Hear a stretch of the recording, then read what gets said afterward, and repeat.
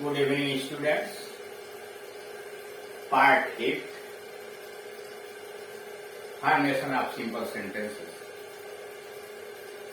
By dividing two or more sentences into one sentence.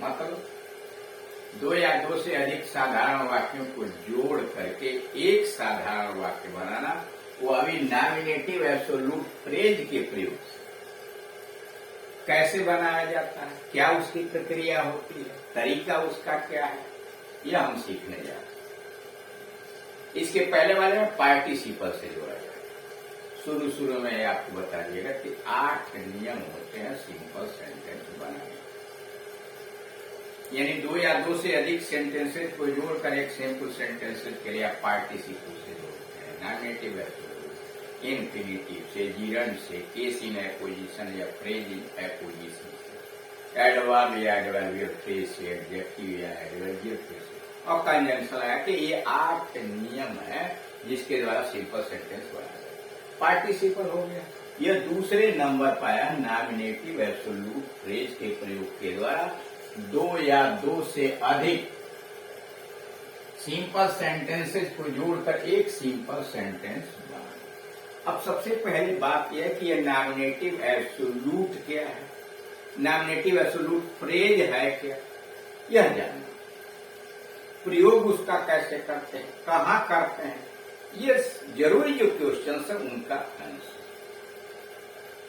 Participle जब हम पढ़ा रहे थे तो उसमें बताया गया था कि पार्टिसिपल का प्रयोग आप उन वाक्यों को जोड़ने के लिए करोगे जिसमें दो या दो से अधिक वाक्यों में सब्जेक्ट एक ही हो, कर्ता एक ही हो।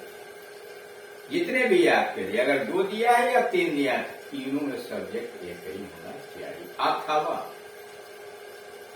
पहले जो कार्य शुरू हुआ उस वाक्य का ऑब्जेक्ट ऐसा कोई नाउन हो, यानी कर्म ऐसा कोई नाउन हो जिसका लिंक यानी जिसका वर्णन दूसरे वाक्य में किया, तब वहां आप प्रेजेंट पार्टिसिपल लगाएंगे। अगर ऐसा नहीं है, दिए गए दोनों वाक्यों का सब्जेक्ट अलग अलग है, ठीक, अथवा ऐसा भी नहीं है कि पहले वाले वाक्य में कोई ऐसा ऑब्जेक्ट आया है जिसका वर्णन दूसरे में किया गया है, यह भी अगर परिस्थिति नहीं है, मतलब दोनों वाक्यों में सब्जेक्ट अलग अलग है, पहले वाक्य का ऑब्जेक्ट का लिंक किसी दूसरे वाक्य में नहीं है, वहां पर नॉमिनेटिव एब्सोल्यूट का फ्रेज किया जाता है। लेकिन एक शर्त और भी है, नॉमिनेटिव एब्सोल्यूट फ्रेज का प्रयोग उन्हीं वाक्यों में होता है जिसमें कारण और परिणाम, काज और रिजल्ट का संबंध होना चाहिए, यानी जो कार्य पहले शुरू हुआ और पूरा हुआ वह कारण होता है और उसका दूसरा स्वाभाविक परिणाम होता है। जैसे मान लीजिए हमने कहा सूरज निकल गया, ठीक, किसान खेतों में चले गए, तो अब क्या हुआ, अक्सर किसान तबके के लोग रात में सोते हैं, दिन में काम करते हैं, और उनके जगने और काम करने का टाइमिंग ये होता है कि जहां सूरज उगता है अपने काम धंधे में लग जाते हैं। तो एक कारण बना कि सूरज उगा और उनकी टाइमिंग हो चले गए, या सूरज उगा चिड़ियाएं चहचहाने लगी। अब क्या है, एक कारण है, दूसरा उसका स्वाभाविक परिणाम है। सूरज निकल गया, कुहरा छट गया, गायब हो गया। इस तरह के जब वाक्य हैं जिन्हें आपस में कारण और स्वाभाविक परिणाम का संबंध हो, वहां नॉमिनेटिव एब्सोल्यूट हो जाएगा, ठीक। अब आइए नॉमिनेटिव एब्सोल्यूट और नॉमिनेटिव एब्सोल्यूट फ्रेज होता है। एब्सोल्यूट का मतलब होता है स्वतंत्र, नॉमिनेटिव एब्सोल्यूट हो तो स्वतंत्र कर्ता। अब स्वतंत्र कर्ता क्या होता है, स्वतंत्र कर्ता वह है जिसके ऊपर मुख्य क्रिया का कोई प्रभाव नहीं पड़ता। आप जानते हो कि क्रिया जो लगाई जाती है कर्ता और क्रिया का तालमेल होता है। क्रिया अगर सिंगुलर नंबर की है और थर्ड पर्सन की है तो कर्ता भी सिंगुलर और थर्ड पर्सन, यानी ही के साथ आप बोझ लगाते, इसलिए लगाते कि सिंगुलर नंबर थर्ड पर्सन है तो वो में ईएस दो, यानी कर्ता और क्रिया का तालमेल होता है, लेकिन वह कर्ता जो मुख्य क्रिया का उसके ऊपर कोई प्रभाव नहीं पड़ता, वह सेपरेट है, अलग है, और उसकी जो क्रिया है उसको अपने पार्टिसिपल में चेंज करिए, चाहे वो प्रेजेंट पार्टिसिपल हो चाहे परफेक्ट पार्टिसिपल। इसलिए उसको कहते हैं नॉमिनेटिव एब्सोल्यूट, स्वतंत्र कर्ता। और उस स्वतंत्र कर्ता तथा पार्टिसिपल को मिला करके जिसके पीछे कामा लगाते हैं इसको कहते हैं नॉमिनेटिव एब्सोल्यूट फ्रेज। जैसे यहां देखिए, दी सन हैविंग सेट, सूर्य के डूब जाने की वजह से the stars came up in the sky, सितारे आकाश में आ गए। यह वाक्य रहा होगा तो दी सन सेट, सूरज डूब गया, the stars came up in the sky, सितारे आकाश में आ गए। पहले काम कौन सा हुआ? सूरज के डूबने का, और उसका स्वाभाविक परिणाम है कि सितारे आकाश में आ गए। तो सूरज के डूबने की वजह से सितारे आकाश में आ गए। किया क्या गया? सेट को हैविंग सेट में बदल दिया गया, यानी परफेक्ट पार्टिसिपल एक्टिव वॉइस, ठीक। और दिशा वहां छोड़ दिया गया, यह करता रहा, इसकी क्रिया बदल गई पार्टिसिपल में। अब जब इसकी क्रिया पार्टिसिपल में चली गई, मुख्य क्रिया तो रहा है, इस वाक्य में मुख्य क्रिया बचा केम अप। लेकिन इस केम अप का प्रभाव स्टार्स पर है, लेकिन इसका प्रभाव सन पर नहीं है, क्योंकि दी सन पर इस क्रिया का कोई प्रभाव नहीं है। जिस क्रिया का प्रभाव था वह तो पार्टिसिपल में चली गई, इसलिए इसको कहते हैं स्वतंत्र कर्ता, नॉमिनेटिव एब्सोल्यूट। और दी सन हैविंग सेट, यहां से लेकर यहां तक इसको कहते हैं नॉमिनेटिव एब्सोल्यूट फ्रेज। क्लियर? ये कहलाएगा यहां से लेकर यहां तक नॉमिनेटिव एब्सोल्यूट फ्रेज। यह है परफेक्ट पार्टिसिपल, और इसके पहले दी सन है वो उसको कहेंगे नॉमिनेटिव एब्सोल्यूट, स्वतंत्र कर्ता जिसके ऊपर केम अप का कोई प्रभाव है। अब दूसरे वाले में आते, the meeting being over, all members left the hall. Meeting समाप्त होने की वजह से सारे सदस्यों ने हॉल छोड़ दिया।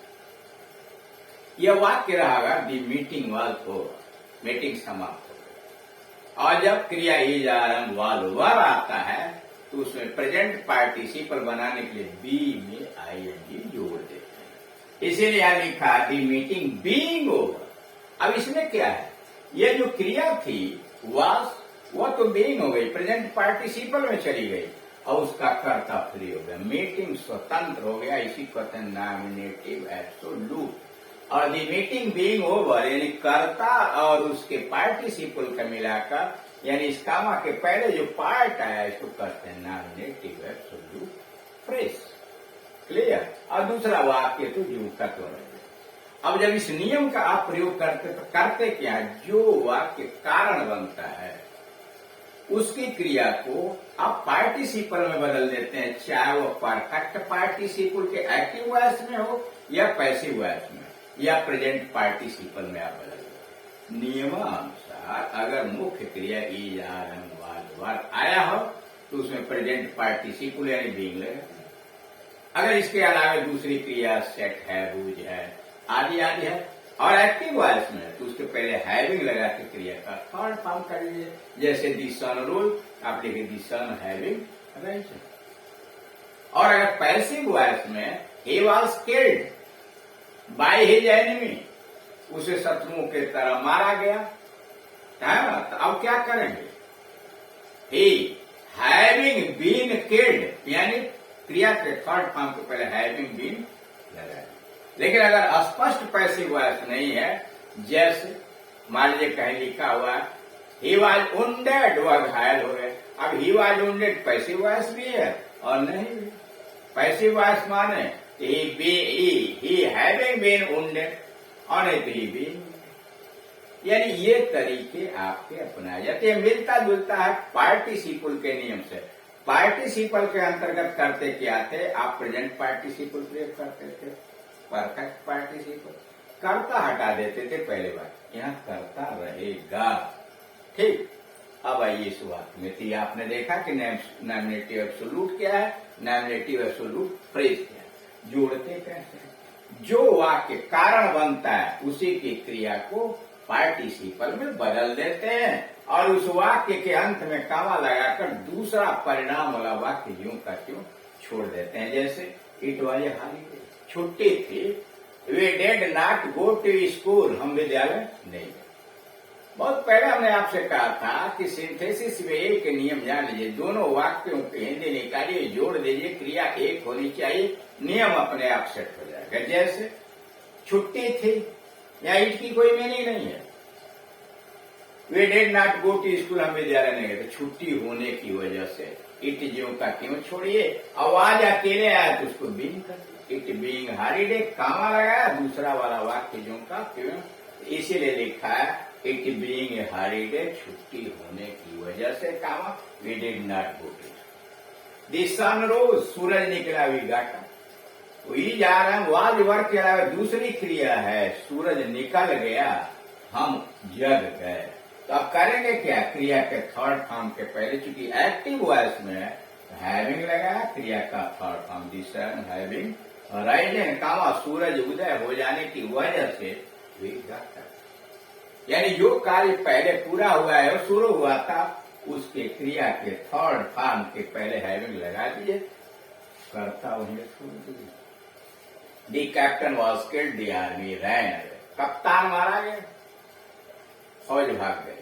तो the captain having been killed, चूंकि ये पैसिव वॉइस में है तो किल्ड के पहले आपने हैविंग बीन लगाया, ये किल्ड हो गया third form, the captain having been killed, the army fled away, दूसरा वाक्य ज्यों का त्यों रहेगा। अब इसमें एक चालाकी देखिए, दी कैप्टन वॉज किल्ड, अगर कोई यह व्यक्ति कहता कि साहब हम इसको एक्टिव में मानते, कैसे मानता हो, वो कहता वाज फाइनाइट वर्ब है और किल्ड उसका कॉम्प्लीमेंट, अगर पूरक मान लेता 50% सही बात है, 50% पैसिव है नहीं है, तो वो जानते हैं क्या कर देगा, दी कैप्टन बीइंग किल्ड, काम दी आर्मी फ्लेड, उसका भी सही है, इसलिए कि आगे बाई लगाकर यहाँ स्पष्ट नहीं किया गया कि ये पैसिव वॉइस है। क्लियर? अगर आपको कहीं लगता है कि ऐसा लिखा गया the captain being killed comma the army ran, तो मान लीजिए सब वो सही है, इसलिए कि उन्होंने वहां पर इस वाक्य को एक्टिव वॉइस में माना है। दी डीड वाज साइंड, जैसे यहां देखिए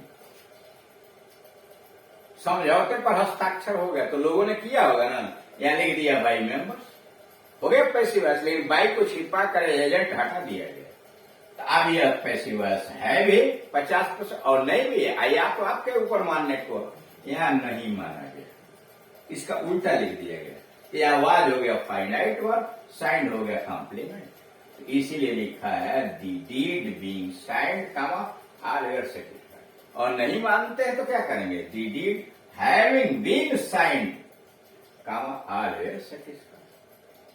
अगर दो या दो से अधिक वाक्य दिए गए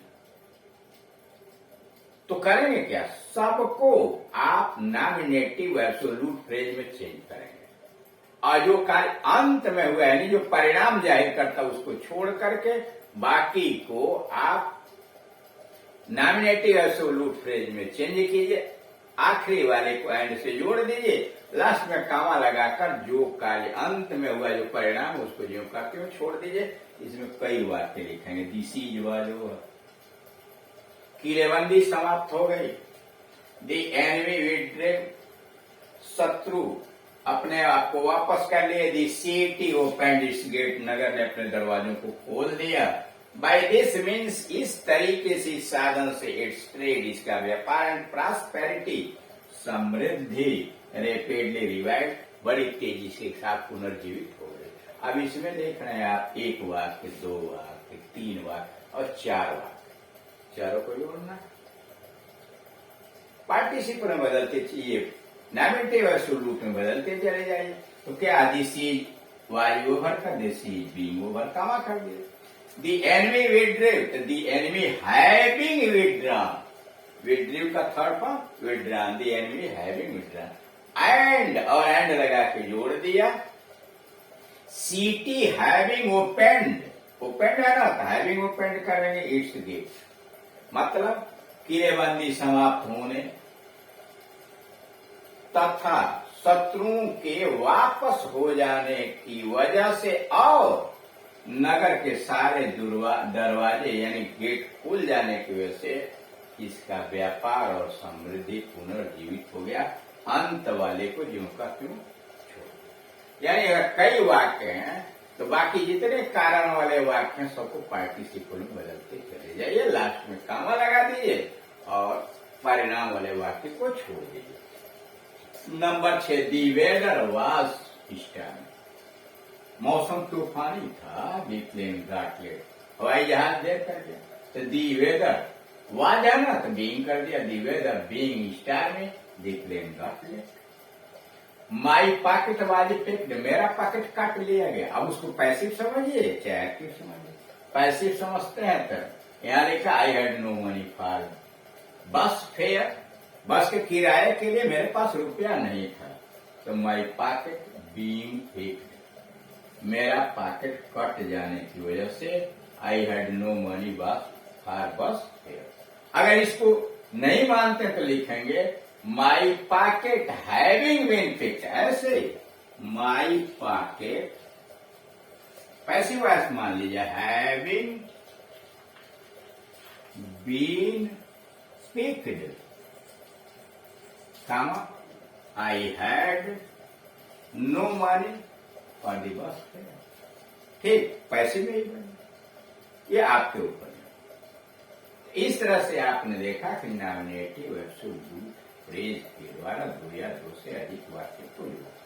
अब अधिक तरह से समझने के लिए, अधिक उदाहरण देखने के लिए इसके अगले वीडियो में पूरा एक एक्सरसाइज डालिए। क्लियर? आशा है कि आपको मेरी बात समझ में आई होगी, और आई होगी तो आप वीडियो को पूरा देखकर लाइक शेयर करें और चैनल को सब्सक्राइब करें।